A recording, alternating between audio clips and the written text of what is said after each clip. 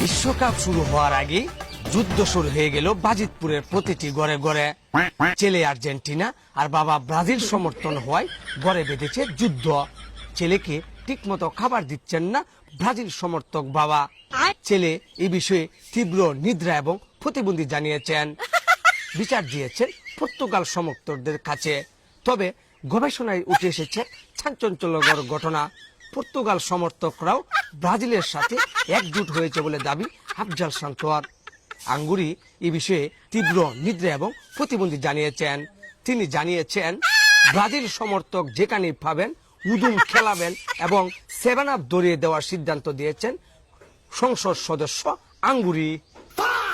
খবর ক বাবা খবর কইলো পরে বুঝাই না তোর খবর মজাটা। ভুয়া টিভি থেকে ভুয়া নিউজ পড়ছেন আফজাল শান্ত ওরফে বাবা খবর কই যা খবর ক মাপ চাই। পারি গো পাই